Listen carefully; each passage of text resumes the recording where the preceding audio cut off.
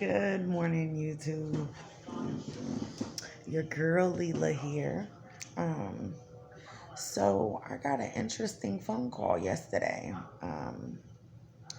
For the first 15 minutes that I put my phone down, I was actually doing dishes and I didn't even hear my phone ring. And I come back and I have a missed call. I called the number, let it ring for a few times. No one answered, and I just hung up. And the number didn't look familiar, so I wasn't really bothered by it. But something was like, yo, just call that number back and see what's going on. So I called the number back, and it was my baby's foster parent. Okay. I haven't seen my kids since January 10th of 2018. And so I was like, wow, you know. And I was excited to talk to her to see what's going on with my kids because, I mean, like y'all know in the previous videos, my son's arm is broken, and I thought it was Zion, but it's actually Zyler's arm that is broken, and I wanted explanation, and she said that she just stepped away and he fell off the chair and broke his arm. Okay, I know how accidents work. I get it. I can sympathize with that situation because I've been in a situation where I've had accidents.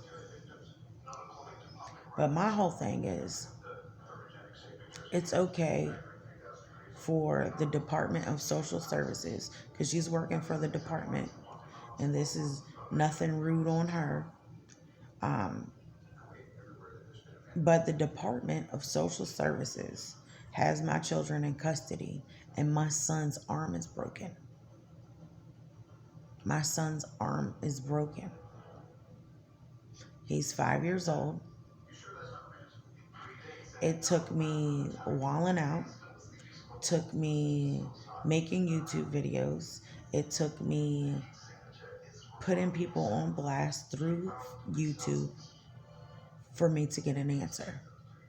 That's a lot, especially through all the hoops and regulations that I've been through with the Department of Social Services. But they want me to sympathize with them as a mother, because most of them are mothers as well. They want me to sympathize with them as a mother, but they didn't give me no sympathy. They were just doing their job. So now someone's hurt on your clock. There is a child hurt, not just hurt, a broken bone. If it was me, CPS be knocking on my door. And we all know that. Don't we know that? How many times have CPS knocked on my door? The dog bite knocked on my door. I had no control over that. The drowning, okay, I'll take responsibility for that. Me and Juan, we were rushing. There was food cooking. I was trying to get some rest before work. Absolutely. Okay, I told Juan to get the baby out the tub, but since he's my man, I will take fucking responsibility. Okay, so you can step away from my child to go get food. We all got to eat. I understand that.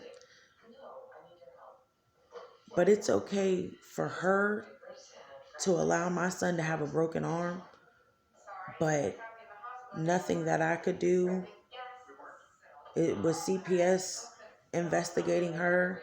It is someone coming out to her home, disrupting her life, just coming by whenever the fuck they feel like it, making her on edge. No, they're not. Why? Because supposedly she's been qualified by the department. But you want to know a little something about the department? The Department of Social Services has known me since I was 13. I'm 31 years old. I'm 31. So the department knows me as well. And the department qualified me to be around the kids, but not Juan. You see where I'm going with this? Now, I'm the crazy one. Now, I'm the one that's getting threats and getting restraining orders placed on me because I'm exposing the ugly truth of Hampton. How is it okay for John to run the red light, but it's not okay for Darius to run the red light? How come it's okay for Becky's son to jump on the trampoline and get a broken arm, but it's not okay for Leela's son?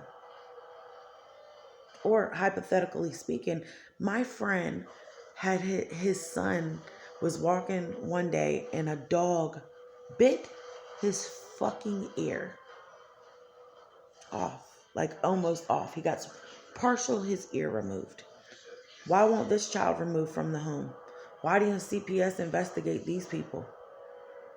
And on top of that, they were born on methadone. How do I know this? Because they're my friends, associates. Because I'm realizing you don't have many friends in this life. You need to get right with God.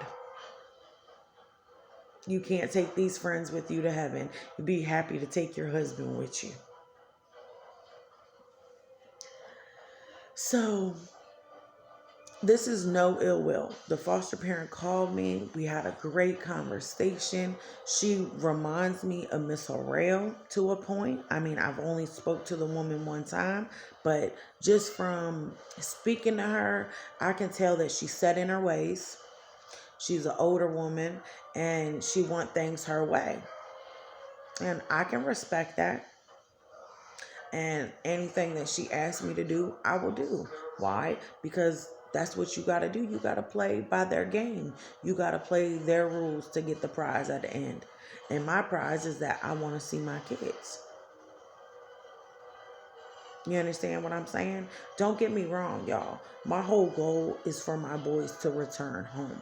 But my whole purpose was to get a bond with them because I have not seen my children in over 600 days. Oh, some people are like, I can't even imagine. I don't want to imagine this shit anymore. I want my motherfucking life back. I can't get my brother that's dead. I can't get my brother that's in the grave. He's gone. Police shot and killed him. There is nothing that I can do. But as for my kids, I want my children. You're damn fucking right. I want to spend every fucking waking moment with them. It's just amazing to me that social services can pay for camp for these foster parents. Social services can pay for daycare for these foster parents. But a mother like me, and I'm trying to get on my feet, I have every fucking ounce of paperwork from when before this shit happened, when I went to the VIEW program and I tried to get daycare assistance for my children. There's a process that you have to go through. And I'm surprised I didn't even lose my job trying to wait on daycare. Okay. So when you go through the TANF program, first, you know, they call you up or you say, hey, I want to be part of the TANF program. I'm tired of living on welfare. I want to better my life. Okay. So from that moment, you sign up and they ask you, hey, do you want, help with your vehicle in case it ever breaks down? Or do you need, you know what I'm saying, bus vouchers or gas vouchers and all that other shit? So I signed up for it all because, hey, this is it. You really want to help me get on my feet? Please help me get on my feet because this is what I need. So I signed up for all of it. And like I said, I have my paperwork. And but it takes 30 days for everything to come in. I was already at La Petite Daycare off of Little Back River Road, seeing if they had 7 vacancies between, my kid was, 10 months old and my oldest was 11 and a half. So, 10 and a half. So I went ahead and seen if they had 7 slots available, and they did. And I had the packets for all of my children, and I still got those packets, and everything was in process, okay, for me to have daycare. But my thing is, why couldn't this be expedited? I know for certain things were rolling when the kids went into foster care. So, their clothing vouchers was already getting processed. Their daycare and shit was already being funded by the department. Their foster parents, I know they gotta wait 30 days before you get a paycheck for a kid, but you getting like $800-900 a month on top of clothing vouchers, on top of not having to pay out of pocket for daycare, not having to worry about food for the kids in daycare because they're foster kids. So I'm just like, wow, all of this is given to foster parents. And don't get me wrong, they need it, especially for kids that are transitioning into their home. But what about the parents that need that type of support into their own home? To become a foster parent, you got to qualify because you got to make a certain amount of money so you can financially take care of the child, and then social services reimburse you. That's kind of how it works. So I'm like, why can't they put that dedication and energy into the home instead of making it harder for parents like me? I have no parents. My whole living kin, we all a little fucked up. I'm fucked up, they're fucked up. No matter how bad I want it to be on top, I'm still a fucked up individual. I still got things about me that I need to work on. My attitude, especially my attitude. But that's only because what's happened to me. Fuck that. Ain't no more people hurting me in my life. And ain't nobody gonna hurt my damn kids, not if I can prevent it. You know, you read these Bible verses and you're passionate about them. You know what I'm saying? But you really don't know what they mean until you go through some shit in your life, yo. Like, honestly, like this whole patient shit, like being patient, I didn't realize what it meant until now, to be honest with you. And then, like, it's so crazy. It's just crazy, man.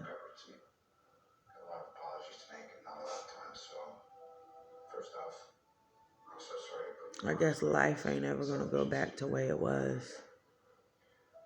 I can just accept the here and now. And I miss my boys. They're so beautiful. And one day they're gonna see these videos and know that their mama was fucking crazy in love with them. Everything about them, man. They're so beautiful to me.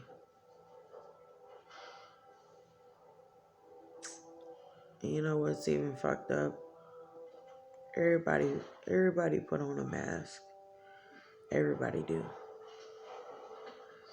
At one point or another. And I'm just tired of it. I'm tired of it. So I was looking up Raymond Feliciano this morning just because, fuck it.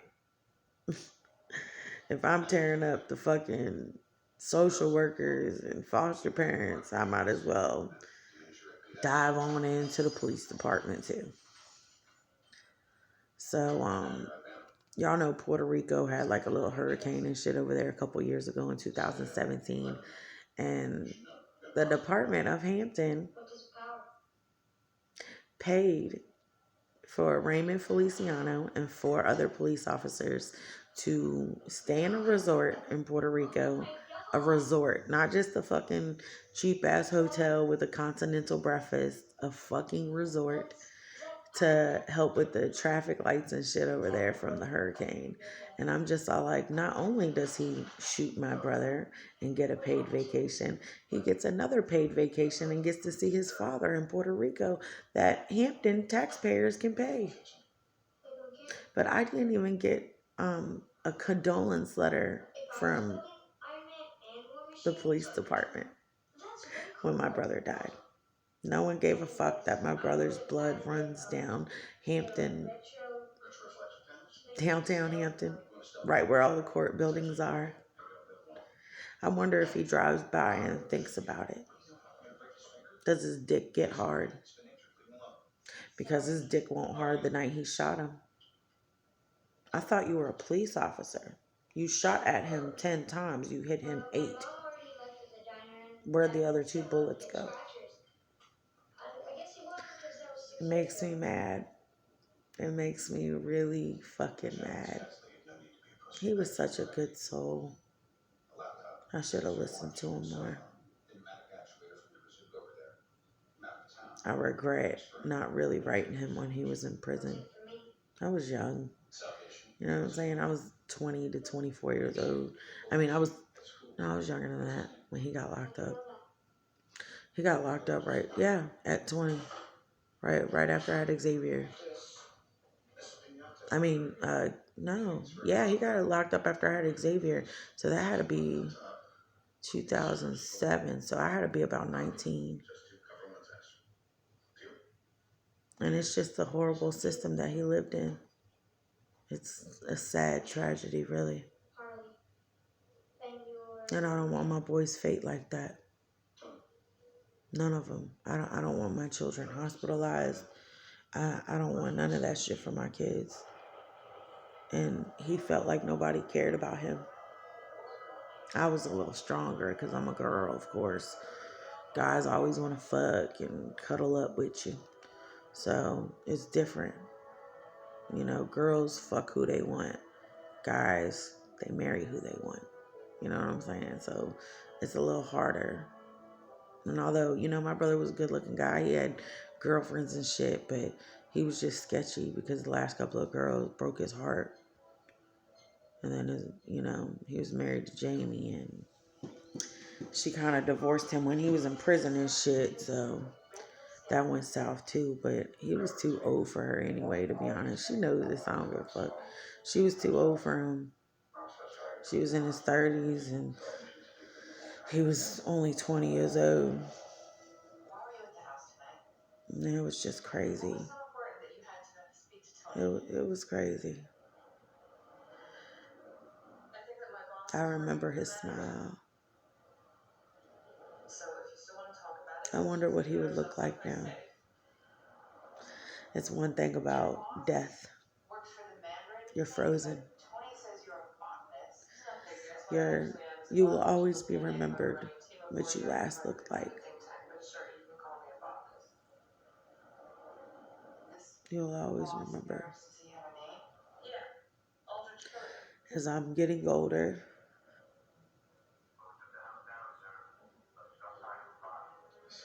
he will always be 26.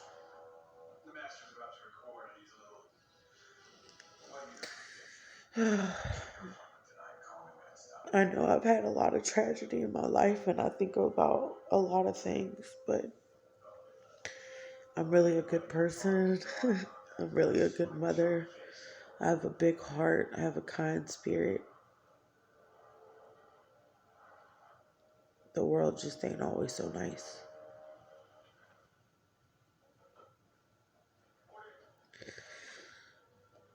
When I was growing up, I used to think about my mom a lot and how I wanted a relationship with her and how I would never know her.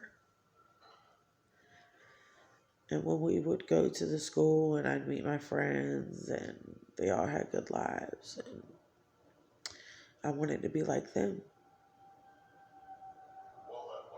I wanted to have the nice house and the nice parents and the nice car.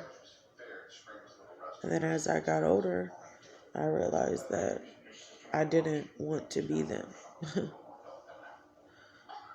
I wanted to be the mom.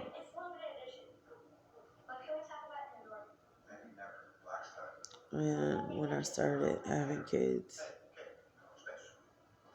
it was all like, all that shit that I've ever been through in my life was worth it for that moment. for. He's a healthy baby boy. After I had Mikkel, it was a good time.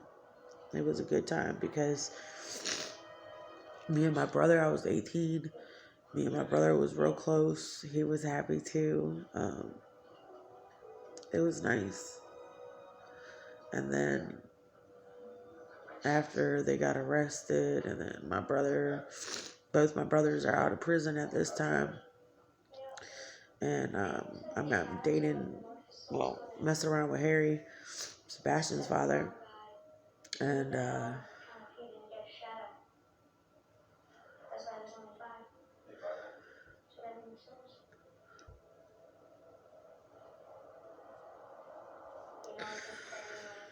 everything that happened after I had Sebastian was kind of hard. When I had Sebastian in November, it was beautiful. It was so beautiful. I was my brother and my sister was living with me because it was my house. It was my name on the fucking lease. So we were living on Washington Street, and I have Sebastian, and everybody is just so excited. Like, for the first time in my life, I have a delivery room full of people. You know what I'm saying? Besides Mikkel and Sebastian, everybody was there. So my brothers are there, and my sister and my sister-in-law, and it was beautiful. And then March 16th of 2012, my two cousins got shot in their trailer in Newport News. And it was kind of hard for the whole family. They got me on the front of the Daily Press hugging my cousin because we were all fucked up because of it. Eddie was one of the good ones, you know what I'm saying? He was fucked up. He did his drugs and shit, but he was honest about it. He didn't lie. And by the way, I got like 8 Eddies in my family, but this was Big Eddie. He didn't lie. He fucking was honest. He let you know right then and there. And he always had like a kind heart to him, you know what I'm saying? So when he died, that hurt everybody. Like my Uncle Shorty, all my family from Baltimore came down. Like, it was devastating. And then that was March 16th of 2012. And then July 1st of 2012, July 2nd of 2012, I got the phone call. No, it was July 1st. Everything happened that day because he got shot that morning at 12:33 a.m. And I found out like 9 hours later. No, like 10 hours later. Because it was like 10 o'clock in the morning when I got that phone call from my cousins saying that they identified my brother by his tattoo.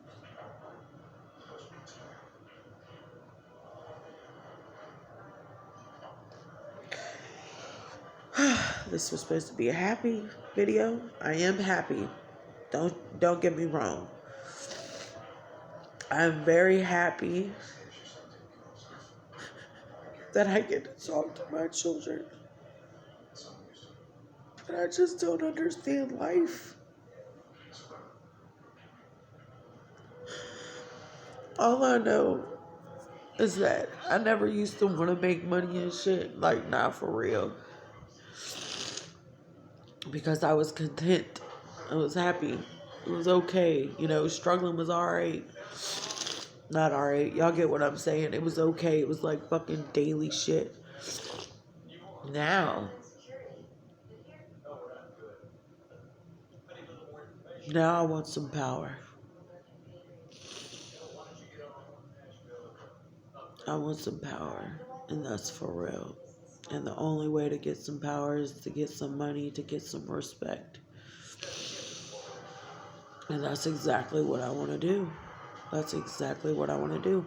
Y'all see me when I'm all fucking busted up and crying, and y'all haven't seen me on a good day. Like when I'm joking and I'm talking shit and I'm being me.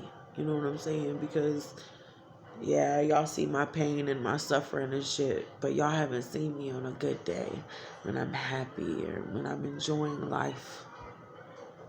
It's hard to enjoy life when you trapped in a box all day.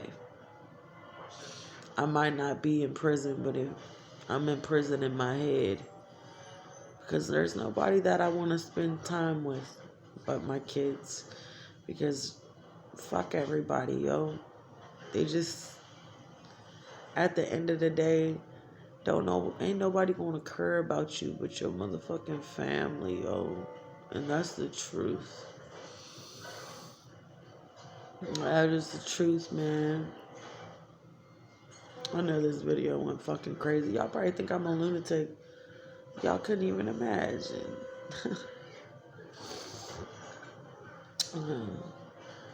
Put yourself in my shoes. Make you feel I'm pretty too. I was told I was beautiful. What does that mean to you? Yeah.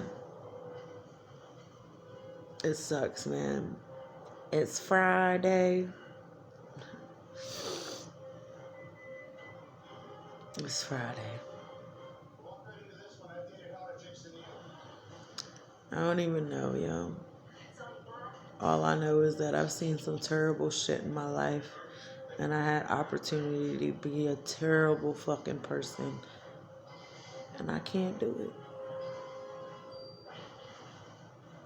I can't do it. I can talk all the shit that I want to talk and all this other reckless shit, but I just can't. I can't do it. I can't be a mean and negative fucking person, like for real. Like I can't intentionally hurt somebody. I just can't do it. Unless they hurt me. They're gonna hurt me. I don't know, man. Man, let me tell you something.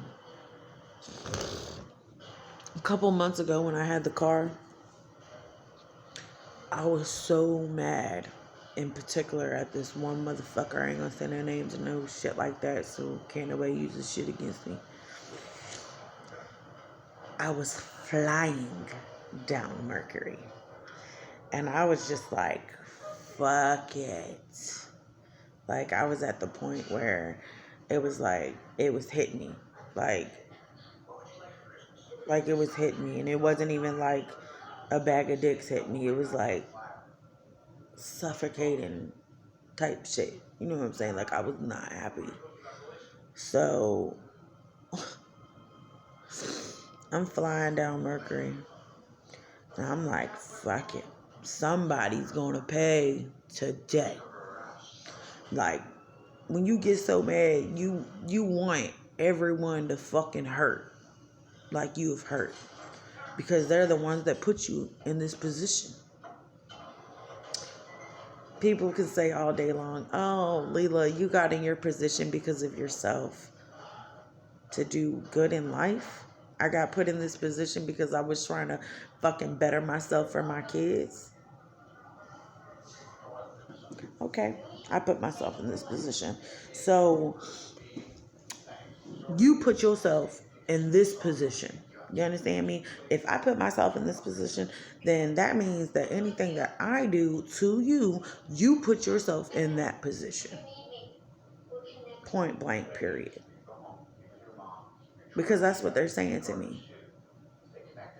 And you want to know what's really funny about this whole motherfucking case is that they allowed me to have the kids back. Deemed me fit.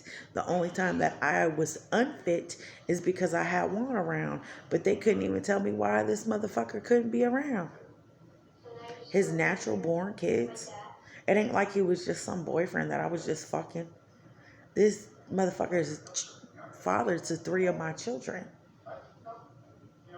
Been in our lives for the last 7 years. This isn't just some hit it and quit it type situation. This is, I'm with this man. I'm still with this man. And how many of you bitches on my case still with your man? Because I'm still sucking the same dick. That's what's happening.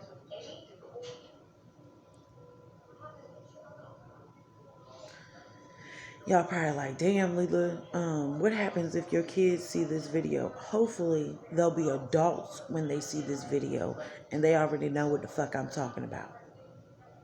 I don't plan them to see this motherfucking video until after they are 18. If they see it beforehand, they already gonna know. My mom fought for us.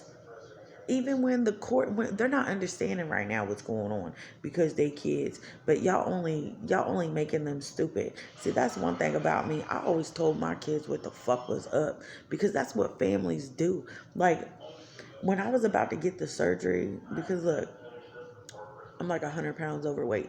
So I was going to get the surgery, you know what I'm saying? And I had to talk to my kids as a family. And social services thought, that's not parent like. Parents need to do what they got to do. Nah, motherfucker. We are all in it together as a family. As a family. The fuck?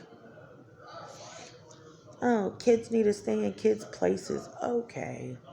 Half the time people talking shit to me didn't even had but like a kid under the age of 5. You don't know what the fuck you talking about. Especially if you only got one motherfucking child. I had 7 running around. 7. I'm just saying.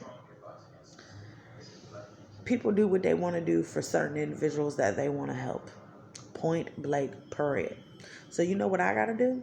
I gotta get on my motherfucking grind. Alright? And I gotta make that motherfucking paper so I can come back to Hampton and be like, what, bitch? Buy my brother's plot in downtown Hampton so that motherfucking cop and everybody else that passes the bitch can know what's up. Hampton has destroyed my life. My life. My brother